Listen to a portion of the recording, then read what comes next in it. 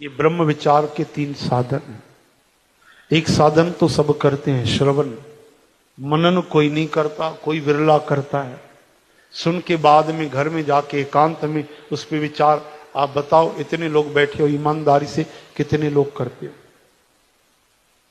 बोलो मीठी।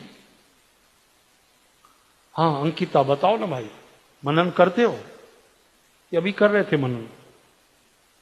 मनन कौन करते हैं बताओ? कोई करता है आप में से?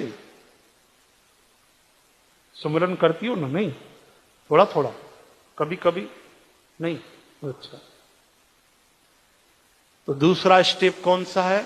मनन। मनन तो आप हर कोई कर सकता है, कोई कठिन बात नहीं। उस पर सोचना ही तो है, विचार करना है। जो सुना उसे सोचो। स्कूल कॉलेज में क्या करते हैं? जो लेक्चर सुन के आते हैं घर में, उसका होमवर्क करते हैं ना, वही तो है। हरे राम। फिर तीसरा होता है निधि ध्यासन, उस पे चल पड़ना। आपने सुना भाई कि भगवान को निरंतर याद करना चाहिए। याद करने के लिए सत्संग करना चाहिए, भगवान को अपना समझना चाहिए, भगवान से बातें करनी चाहिए। भगवान हमारे ही हैं, हम उन्हीं का अंश हैं। ठीक है, सुन के चले गए, घर में विचार ही नहीं किया। अब घर में बैठ के आप सोचने लगे। अगर कोई सत्संगी आदमी, कोई माता बहन हो, सोचे कि भगवान पे भरोसा करना चाहिए। हाँ, भगवान पे भरोसा करने से फायदा होगा, निश्चित होगा। भगवान अपने हैं, और कौन अपना है? जन्म जन्म के न जाने कितने परिवार छूट गए, नाम तक पता नहीं। मर मिटे थे जिनके लिए, हाँ, खून खराबे कर दिए, उनका तो अता पता ही नहीं। बोलो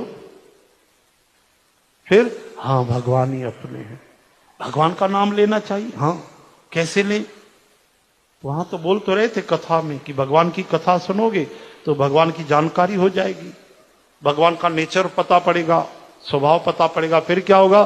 भगवान मीठे लगेंगे। फिर अपने आप उनकी याद आएगी। अच्छा, ये बात भी ठीक है। और क्या बोल रहे थे? गीता पढ़ो, पढ़ के देखें। चलो पढ़ लेते हैं।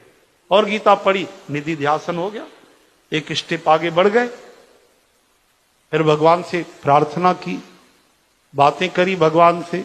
हरे कृष्ण, हे हरि। अब तीसरा स्टेप शुरू हो गया।